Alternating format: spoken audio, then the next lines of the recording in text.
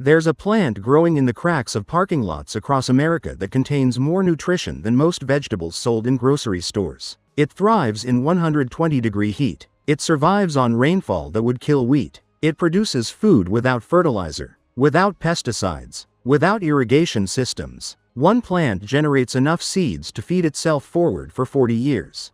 And you've been taught to poison it on sight. For thousands of years, this plant fed empires. It sustained populations through droughts that collapsed civilizations. It was written into medical texts, stored in royal tombs, traded across continents. Then in the span of a single generation, it was reclassified, not as food, as enemy number one. Today, homeowners associations fine people for growing it. Chemical companies engineer products specifically to kill it. Agricultural departments publish technical bulletins calling it invasive. Municipal codes classify it as noxious. And while this happens, those same people spend $60 billion annually on supplements trying to replace what this plant offers for free. The economic contradiction is staggering. We pay to destroy it. Then we pay again for inferior synthetic versions of what it naturally provides. Omega-3 capsules, antioxidant powders, mineral supplements, vitamin E bottles, an entire industry built on replacing what grows in the cracks. This isn't about gardening. This is about how free abundance gets transformed into managed scarcity. How knowledge gets erased so completely that people forget they ever knew. How industries worth hundreds of billions require your ignorance to survive. This is the story of purslane, the superfood that refused to die. Welcome to Veiled Earth, the discovery they tried to ignore. In 1969, researchers arrived on a small Greek island with a problem they couldn't explain. The population there had the lowest rates of heart disease in the developed world. Not slightly lower, dramatically lower. These weren't isolated people. They lived modern lives, had access to modern food, but their cardiovascular health defied everything science predicted. So they started testing olive oil consumption, wine intake, physical activity, fish in the diet, all the Mediterranean diet components everyone talks about. The numbers didn't add up. Something was missing. Then someone noticed what the elderly women gathered every morning before breakfast. Not from gardens, from the spaces between stones, from field edges, from anywhere this low-growing plant appeared. They had a name for it, Glystrida. Scientists collected samples, sent them to laboratories in Minnesota for analysis. When results came back, nobody believed them initially. This common plant, this thing growing wild everywhere, contained omega-3 fatty acid levels higher than any green plant ever tested, levels comparable to cold water fish. The findings were published in 1986. The paper was peer-reviewed, documented, verified, and then largely ignored. No major food company picked it up. No agricultural investment followed. No public health campaign emerged. The science existed in journals, but it didn't move into practice. Because what they'd found wasn't a product, it was a threat. Portulaca oleracea, in English, purslane, a plant that makes fish oil supplements look redundant, that grows without asking permission, that can't be patented, can't be controlled, can't be turned into a profitable supply chain. The research sat quiet for decades, but the plant remembered what humans had forgotten, because 4,000 years earlier, other people already knew exactly what purslane could do. They just didn't need laboratories to prove it. The food pharaohs couldn't enter heaven without. Long before modern science, humans were already paying attention. In the 1980s, archaeobotanists excavating Bronze Age sites in the Mediterranean made a discovery that rewrote timelines. Inside ancient storage vessels, they found carbonized purslane seeds, not scattered accidentally, deliberately placed, sealed alongside barley and lentils, staple crops.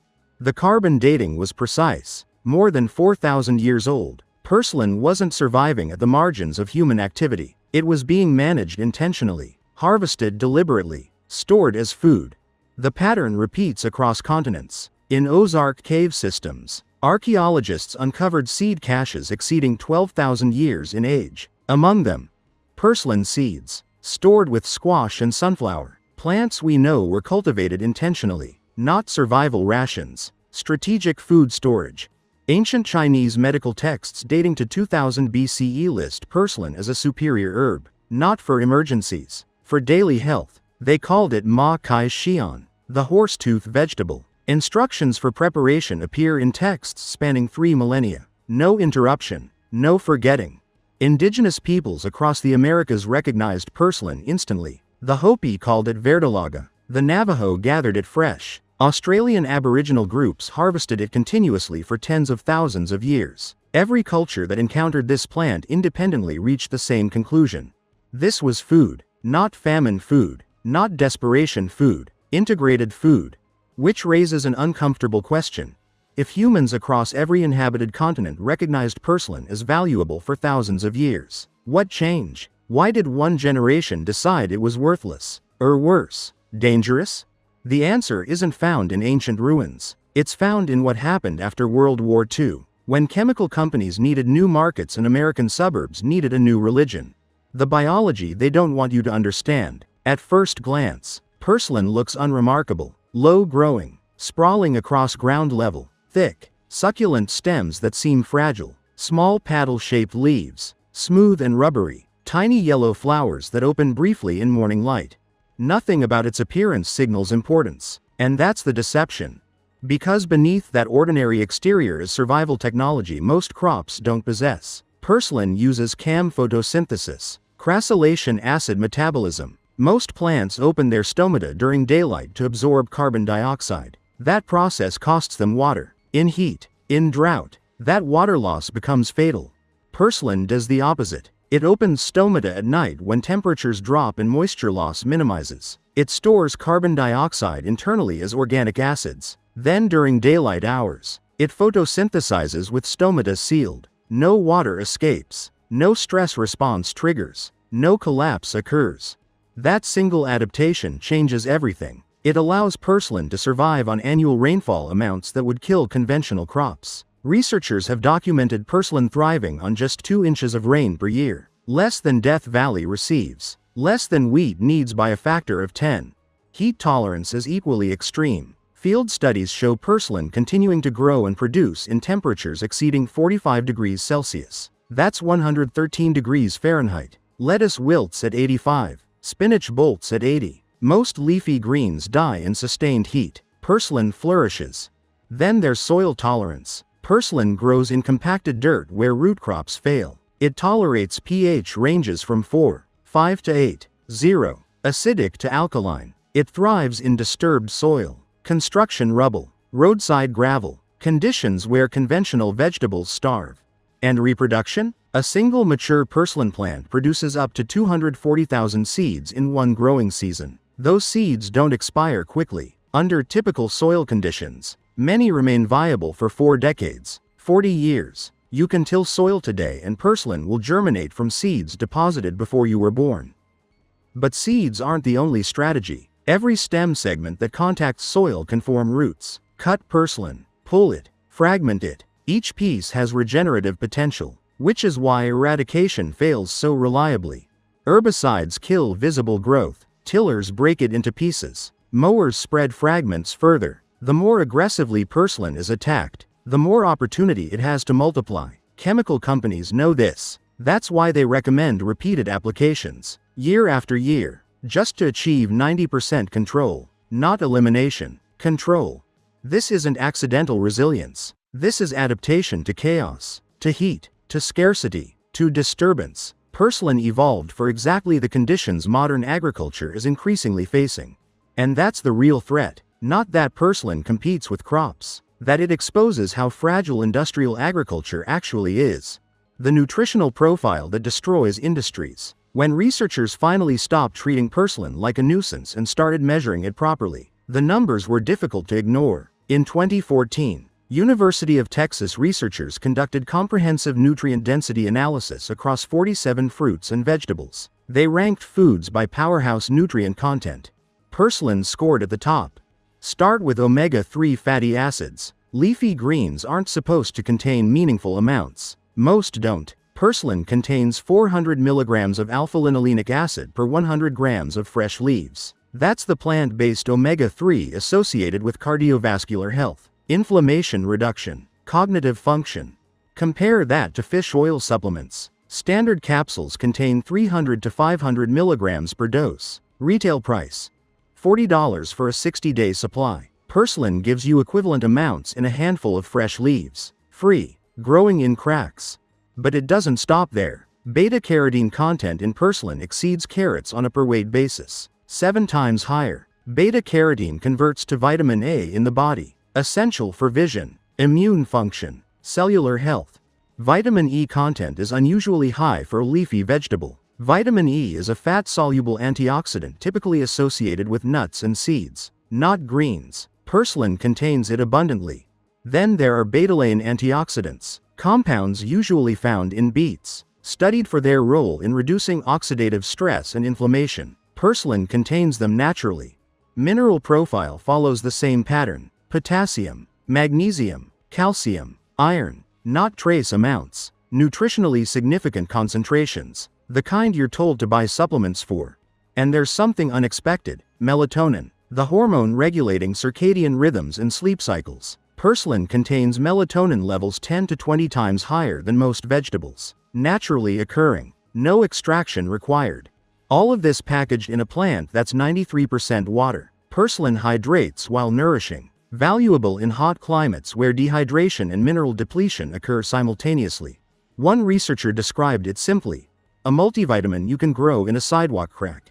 Now consider the industries this threatens. The omega-3 supplement market is worth $4.1 billion annually. Vitamin E supplements, $1.8 billion. Antioxidant powders and greens supplements, billions more. The leafy greens market, $12 billion annually in the United States alone. Purslane offers all of this for free. No extraction process, no encapsulation, no branding, no supply chain, just leaves you can pick and eat. If people understood this, if knowledge spread, these markets shrink, not slightly, dramatically, and the companies profiting from nutritional deficiency cannot allow that. The war they declared on free food. The American lawn didn't exist before the 1950s. After World War II, the GI Bill financed millions of new suburban homes. Construction companies cleared land, compacted soil, built foundations. That disturbance created perfect conditions for purslane. At the same time, a new cultural standard emerged: the perfect lawn. Uniform grass, mowed short, chemically green, no diversity. A lawn wasn't ecology, it was compliance, a signal that you understood suburban order. Purslane spread effortlessly through new developments. Homeowners panicked. Landscaping companies saw opportunity. Chemical companies saw a market.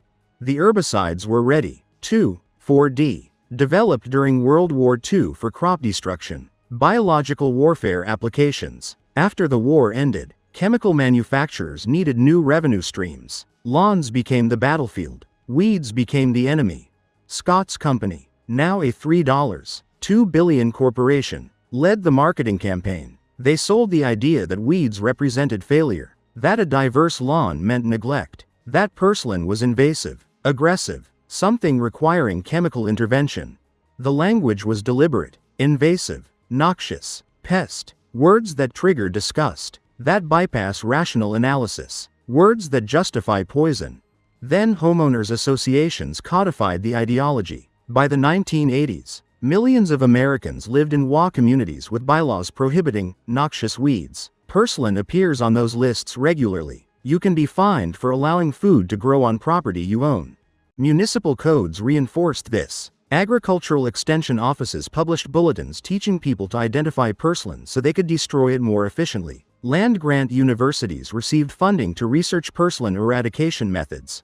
Meanwhile, the lawn care industry grew into a $115 billion annual market. It depends entirely on enemies. If people realize the plants they're poisoning are more nutritious than grocery store produce, the model collapses. Purslane cannot be commodified at scale. It grows too fast, germinates in days, matures in weeks. It doesn't transport well, wilts quickly, bruises easily. It can't be patented because it's been cultivated for 4,000 years. Public domain. Free. Chemical companies can't sell herbicides for a crop that outcompetes weeds naturally. Seed companies can't create dependency when farmers can save purslane tubers and replant indefinitely. Equipment manufacturers can't sell machinery for harvests traditionally done by hand. The entire economic model of industrial agriculture requires crops that need constant inputs. Purslane represents everything that model opposes. It's free, It's resilient. It perpetuates itself. So it had to be classified as an enemy, demonized systematically, poisoned without question. Extension bulletins warn that purslane becomes invasive without acknowledging that invasive means successful. A plant thriving without help is exactly what sustainable agriculture should look like. Instead, they teach people to see abundance as a problem requiring chemical solutions. And who benefits? Chemical companies selling herbicides, supplement companies selling omega-3 capsules, vitamin manufacturers, industrial farms growing water-intensive greens, every corporation profiting from scarcity and dependence. They convinced everyone purslane is worthless, a pest, something to pour poison on immediately. The suppression has been so complete that most Americans under 40 have never heard the word purslane. They've seen the plant everywhere, but they have no name for it except that weed. When you erase the name, you erase the knowledge. When you erase the knowledge, you erase the power. The world that never forgot. While American suburbs poisoned purslane, much of the world continued eating it without interruption. The knowledge never died because the culture never broke. In Greece, glycerida appears on tables daily, gathered fresh, blanched briefly, dressed with olive oil and lemon. Simple food, no rediscovery necessary because it was never abandoned. In Turkey, semizotu appears in yogurt-based salads with garlic and walnuts, sold in markets, prepared in homes. Continuous tradition spanning millennia. In Lebanon and across the Levant, purslane remains standard in fattoush salad, mixed with tomatoes, cucumbers, herbs, no exotic ingredient, daily food. In Mexico, verdolagas never left the mercados, cooked with pork, scrambled with eggs, prepared with chilies, working class food, restaurant food, street food, unbroken tradition. In China, Ma Kai Xian appears in markets year-round, listed in medical texts continuously for 4,000 years, sold fresh, prescribed medicinally, cooked traditionally, no interruption, no forgetting. The difference isn't access, it's culture. In places where food remained connected to land, where gathering supplemented growing, purslane stayed visible. In places where lawns replaced gardens, where packaged food replaced gathered food, it vanished. Immigrant communities in America carried the knowledge quietly. Grandparents gathered purslane, taught children its name. But assimilation has costs. To belong meant eating differently, maintaining property differently, matching neighborhood expectations. By the 1960s, the break was nearly complete. Suburban children grew up surrounded by edible plants they were taught to fear. The knowledge didn't die. It went underground, preserved in pockets, in families, in people who remembered when food didn't come exclusively from stores. And there it waited, because systems built on suppression can't survive disruption, and disruption was coming. The cracks in the system. In the early 2010s, something unexpected began happening. Urban foraging stopped being fringe, not because it was romantic, because economic conditions change. High-end restaurants started featuring wild greens on menus. Purslane appeared on plates in Manhattan, Los Angeles, San Francisco. The same plant growing free outside, now served as a delicacy, described as ancient, traditional, rediscovered. Farmers' markets followed, small bundles of purslane selling for $4 to $8 per pound. People paid willingly, not because purslane became better, because the narrative changed. Seed catalogs quietly reintroduced purslane as an heirloom vegetable. No acknowledgement that it had been classified as a weed for decades, just subtle rebranding. Then 2020 arrived. Supply chains fractured, grocery shelves emptied, panic spread, and people looked at the ground differently. Searches for edible wild plants surged. Identification videos spread rapidly. The comments repeated themselves everywhere. My grandmother used to eat this. I've been killing this for years. I had no idea. Knowledge began moving horizontally, person to person, video to video, outside institutional channels that had suppressed it for generations. At the same time, climate disruption accelerated beyond deniability. Mega droughts, record heat, water restrictions, crop failures. Conventional leafy greens began failing across regions. Lettuce requires consistent irrigation and cool temperatures. As heat intensifies, as water becomes scarce, industrial greens become impossible to grow economically. Farmers abandon fields, prices spike, availability drops. But purslane? It thrives in exactly these conditions. Researchers studying climate-resilient crops began mentioning it explicitly, not as a curiosity, as a necessity, a food that works when conventional agriculture fails. In 2021, University of Arizona scientists published findings highlighting purslane as viable nutrition in a warming world where water scarcity limits traditional crops. The paper noted that purslane may represent one of few options for sustainable food production in increasingly arid conditions. For 70 years, billions were spent poisoning this plant. Now, as systems destabilize, researchers quietly admit that purslane offers exactly what failing agriculture needs: drought tolerance, heat resistance, nutritional density, zero input requirements. The plant never changed, the conditions did, and the people who spent decades teaching you to destroy purslane are now cautiously suggesting maybe, possibly, it might have value after all.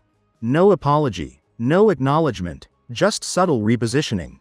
What this means for what's coming: we're not heading toward agricultural challenges, we're in them. The American West faces the worst megadrought in 1,200 years. California's Central Valley, producing 25% of America's food, is fallowing fields, no water. Arizona, New Mexico, Nevada. Same story.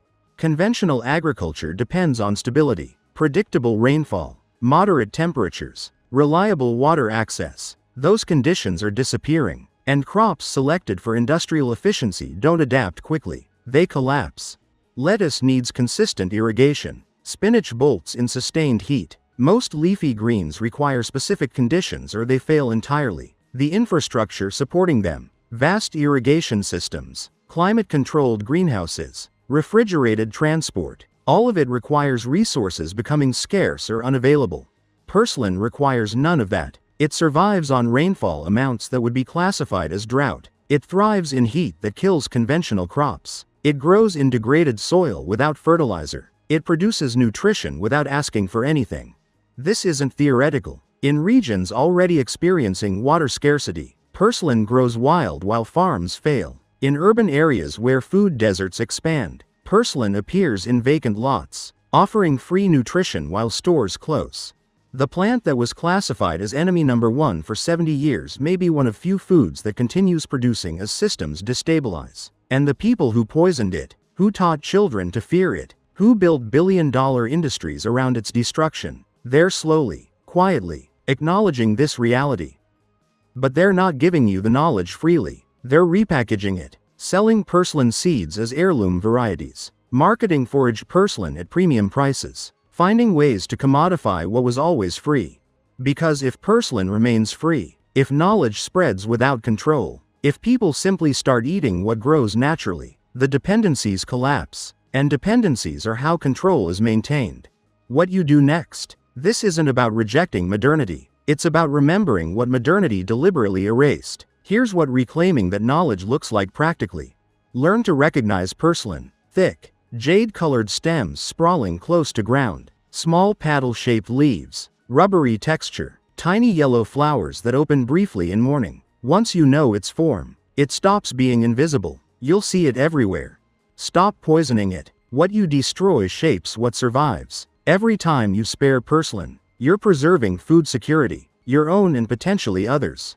Harvest it when it appears. Young stems and leaves are best. Before flowering, rinse thoroughly. Eat raw in salads. Cook like spinach. Add to smoothies. Blend into soups. Simple preparation. No exotic techniques required. Save some seeds. Let a few plants flower and go to seed. Collect seed pods when they dry. Store in paper envelopes. Seeds remain viable for years. Plant them deliberately or let them scatter naturally.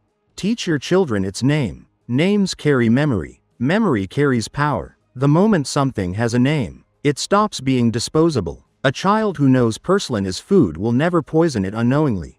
Share with neighbors, not as proselytizing, as offering. There's this plant growing in the alley. It's edible. High in omega-3s. Want to try some? Knowledge spreads through demonstration, not argument.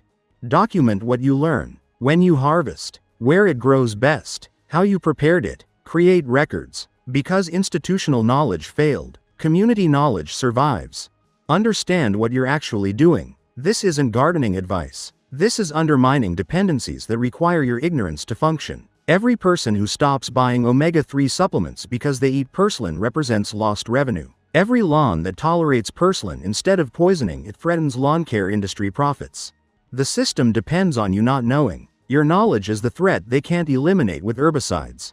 The pattern that keeps repeating. Purslane isn't unique in this pattern. Look closely and you'll see it everywhere. Dandelions, lamb's quarters, chickweed, plantain. Dozens of plants classified as weeds that sustained humans for thousands of years before industrial agriculture demanded monocultures. Each one was reclassified. Each one was targeted for eradication. Each one threatens profits by existing freely. And each one survives despite chemical warfare, despite cultural suppression, despite entire industries dedicated to its destruction. The pattern reveals the mechanism. When abundance is free, it becomes an enemy. When knowledge spreads without cost, it becomes dangerous. When plants feed people independently, they become weeds. The classification isn't botanical, it's economic. A weed is anything that undermines scarcity-based profit models. Purslane survived 4,000 years of human cultivation. It survived 70 years of chemical assault. It survived cultural erasure so complete that generations forgot its name entirely. And it's still here, still growing. Still offering nutrition without conditions. The plant doesn't need you, you need the plant, especially in what's coming. As water becomes scarce, as heat intensifies, as conventional agriculture fails, as supply chains fracture, purslane will be here, growing in cracks, producing food, waiting for people to remember. The knowledge that survives. This story ends where it began. With a plant growing in parking lot cracks that contains more nutrition than most grocery store vegetables. That survives conditions killing conventional crops. That feeds itself forward through decades without human intervention. For 70 years, you were taught to destroy it, to fear it, to spend money poisoning it while spending more money replacing what it offers freely. That wasn't accident, that was design. Because the industries profiting from your dependence cannot survive your independence. And purslane offers independence. From supplements, from grocery stores, from the entire industrial food system.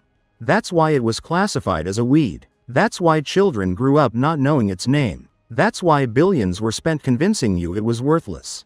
But knowledge that survives 4,000 years doesn't die easily. It goes underground. It waits in grandmothers' memories, in immigrant communities, in rural families, in people who never forgot. And now it's returning. Not because institutions decided to teach it, because systems built on suppression can't survive disruption. And we're in disruption now. The choice is simple. You can keep poisoning purslane while buying supplements, or you can remember what humans knew for millennia. That food doesn't require corporations. That nutrition grows freely. That the most resilient plants are often the ones we're taught to destroy.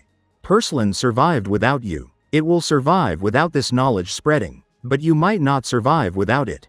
Because what's coming requires resilience. And resilience looks like a plant that thrives in cracks. That survives on nothing. That offers nutrition freely. That plant has a name. Purslane. Portulaca oleracea. The superfood they labeled a weed. The food that refused to die. Now you know. What you do with that knowledge determines what survives. Not just the plant. You. The knowledge is here. Growing wild. Free. All it asks is that you remember. If this unveiled something for you, subscribe to Veiled Earth. The next unveiling comes soon, and everyone reveals what was hidden in plain sight, waiting for you to see.